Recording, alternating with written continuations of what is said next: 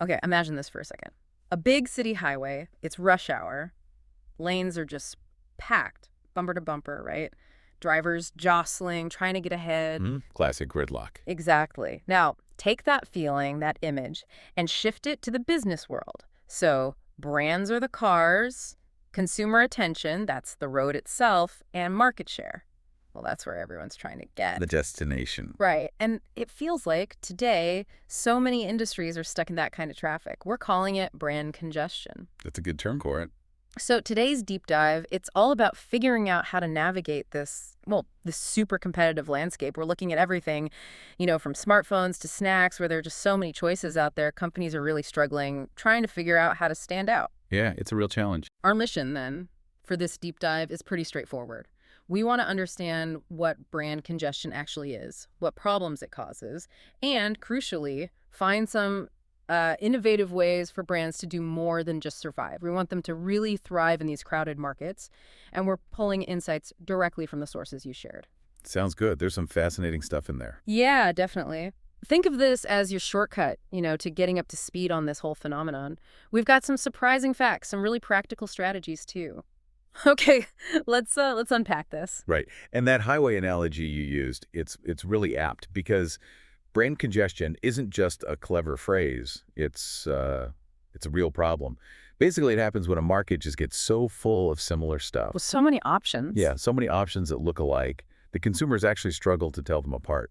When everything seems the same, how do you even choose? And what does that do? For us, the consumers, and for the brains trying to sell us things, it feels like it could just go badly for everyone. Oh, it absolutely can. For consumers, it often leads to what psychologists call decision fatigue.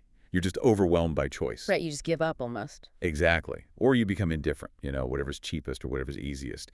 And for brands, that indifference is incredibly dangerous. It can spark that race to the bottom we sometimes see. Competing purely on price. Purely on price, yeah. Which naturally just tanks profit margins. It's not sustainable. We see this everywhere, but a really, really clear example that jumps out is the streaming market. Remember how simple that started? Oh, totally. It was basically Netflix, right? They were the pioneer.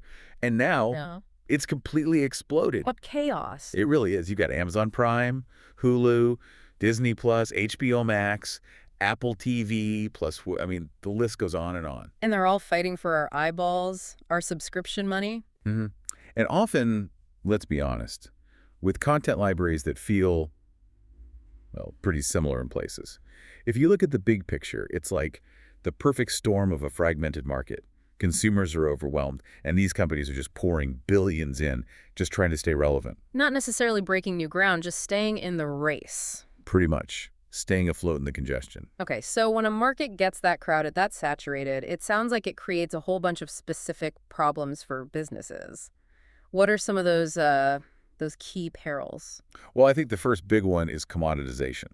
That's where your product or service, in the eyes of the consumer, just becomes interchangeable with everything else. Like tissues are just tissues, or maybe phones are just phones. Exactly. The unique value proposition, the thing that made you special, it just evaporates. It becomes a basic commodity. So if everything's seen as the same, does that naturally lead to the next problem you mentioned? It often does.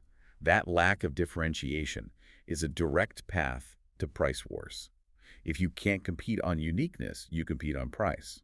So companies start slashing prices, offering discounts. Just to grab attention. Just to grab attention, yeah. Which, like we said, eats into profits. Yeah. Then there's marketing ineffectiveness. So your ads just don't work as well. Right. Think about it. Consumers are bombarded with messages. They just tune out the noise. Your clever campaign, it just gets lost. Doesn't matter how much you spend sometimes. And I imagine that kind of environment must also kill off some of the drive to really innovate, right? To do something truly new. It absolutely can. That's the final peril we often see, innovation stagnation. Why take a big, risky leap with something groundbreaking when you can just add a slightly better camera or a tiny new feature? Minor tweaks. Minor tweaks, exactly. Companies focus on incremental changes rather than, real breakthroughs. It's safer, but it doesn't really move the industry forward or excite the consumer much. The smartphone market feels like such a prime example of all this playing out. after years of like mind-blowing changes now. Now it feels pretty saturated, doesn't it? It's almost a textbook case. Hmm? For many people, a smartphone is just a smartphone. Sure, you have Apple and Samsung dominating the high end. They have strong brand loyalty. Right, people stick with them. They do, but look at the mid-range, the budget segments. It's a total dogfight. Brands are scrambling to differentiate, but often it just goes down to, yeah, a slightly different spec sheet and aggressive pricing. Which brings us to the big question then. How do you actually escape that? How do you break free from the gridlock? That really is the million-dollar question. Yeah. And just doing more of the same, tweaking the message a bit, that's clearly not enough. You need bolder thinking, creative solutions. Our sources actually laid out 8 really interesting approaches. Okay, great. This is where we get into the actionable stuff. Let's start with the first one. Creating a unique brand ecosystem. What does that actually mean beyond just the product itself? So the idea here is you build this interconnected system, products, software, services that all work together seamlessly. Hmm. And the key thing is it massively enhances the customer experience. Okay, makes things smoother. Yeah, but it also does something else really crucial. It increases what economists call switching costs. It just becomes a hassle, maybe even technically difficult, for customers to leave. Because everything's connected. Exactly. Your brand becomes embedded in their life. It's not just about money. It's about convenience, habit. Mm. It creates this kind of gravity. And yeah, when you say ecosystem, you immediately think Apple. They're kind of the masters of this, right? Oh, absolutely. They've done it brilliantly. Hmm. Think about how iPhones, Macs, iCloud, Apple Music, it all just works together. It's designed as a unified experience. Yeah, it's smooth. Very smooth. Right. And that integration makes it genuinely tough for people to switch, even if a competitor has, say, a slightly better phone spec. Their whole digital life is tied into that Apple framework. That's a huge part of how they maintain that premium price and loyalty. Okay, strategy 2 feels almost like the opposite. Focusing on niche markets. Why shrink your target audience when you're already struggling to be seen? It sounds counterintuitive, I know, but it's about being strategic. Instead of yelling to be heard in a massive crowd, you find a smaller group, an underserved segment. Someone being ignored. Precisely. And you tailor everything perfectly to their specific needs.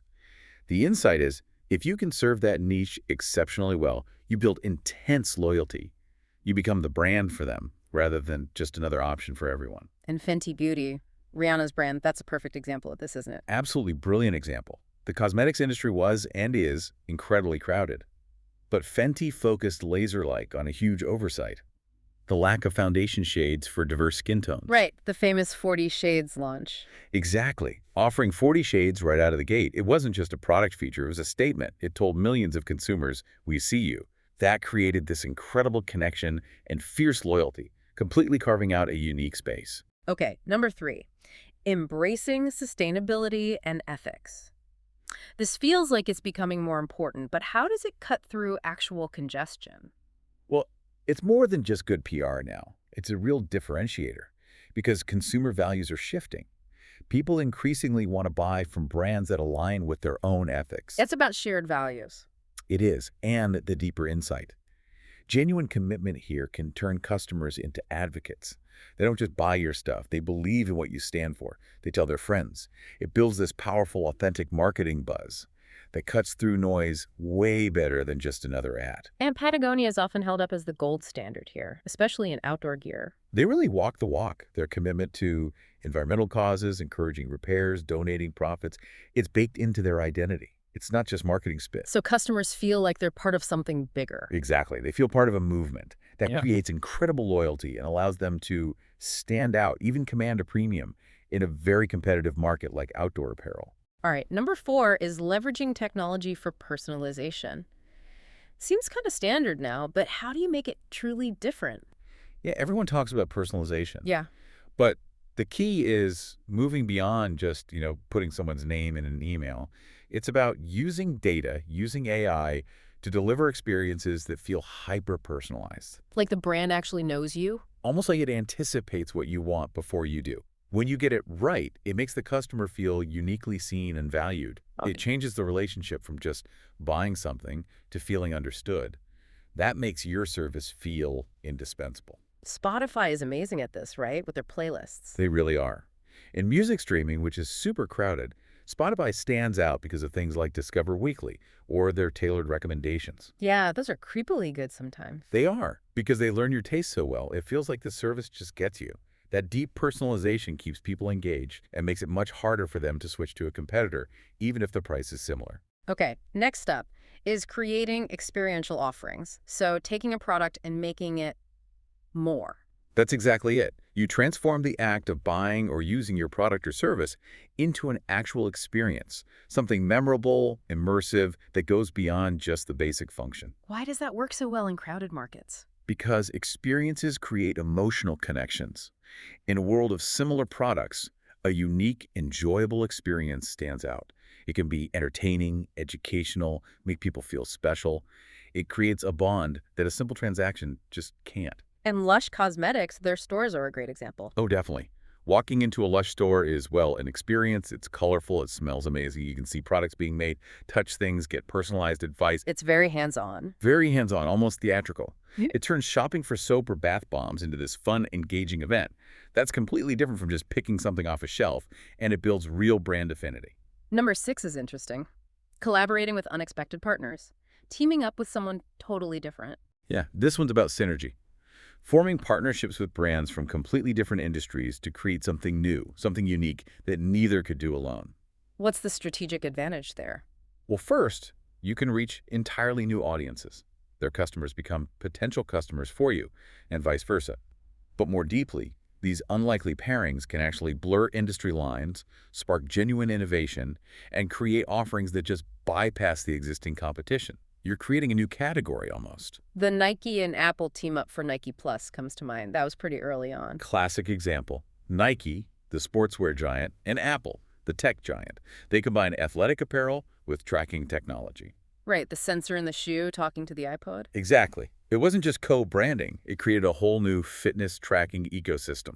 It let Nike move into tech and Apple move deeper into fitness, both reaching new customers with something truly innovative at the time. Okay, number 7. Embracing radical transparency. In a time when everyone's kind of skeptical, how does being super open help? It builds trust, fundamentally. In an age of, widespread cynicism and endless information, being radically open about your business, how things are made, what they cost, your company practices, it becomes a powerful differentiator. Because it's so rare. Partly because it's rare and partly because it empowers the consumer. You're treating them like intelligent partners, not just targets. It aligns your brand with honesty and integrity, which really resonates with people today. And Everlane is famous for this in fashion, They right? really built their brand on it. In an industry often criticized for being opaque, Everlane came out showing detailed cost breakdowns for their clothes materials, labor, transport. Wow, okay. Yeah, they showed you their factories, their pricing model. It appealed directly to consumers who cared about ethical production and fair pricing. It built a massive amount of trust and loyalty very quickly. And finally, number 8, which sounds like the ultimate power move, redefining your category. This is kind of the holy grail for escaping congestion. Mhm. Instead of fighting for space within the existing rules of a market, you just create a whole new market, a new category where you are, by definition, the leader. So you make the rules. You make the rules, you set the benchmark. The insight is, by pioneering a new space, you sidestep direct competition entirely, at least for a while. You get that crucial first mover advantage. You're not just another fish in the pond. You basically created the pond. And Red Bull did this perfectly. Textbook case. They didn't launch another soft drink to compete with Coke or Pepsi. They didn't try to be a new juice or iced tea. Right, they came out of nowhere with energy drink. Exactly. They literally invented the category of energy drinks. They defined it, marketed it aggressively, and became synonymous with it. Mm. Even now, with tons of competitors, they still dominate that category they created. They didn't just compete, they changed the game. Wow. Okay, so wrapping this all up, what's the big picture here? It feels like the main takeaway is, well, it's not about small adjustments. Not at all. The core message, I think, from all these strategies is that navigating brand congestion isn't about minor tweaks. It's not about shouting louder. It's about thinking differently, acting boldly, and finding or making a truly unique space for yourself. Right.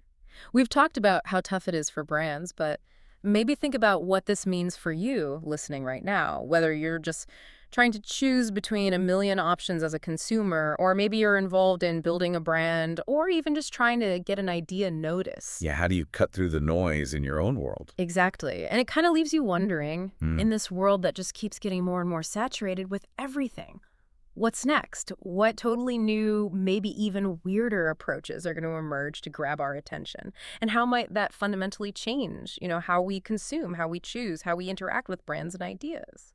That's a really interesting question to ponder. What does come after personalization and experiences in ecosystems? It's definitely an exciting, maybe a little daunting future to think about.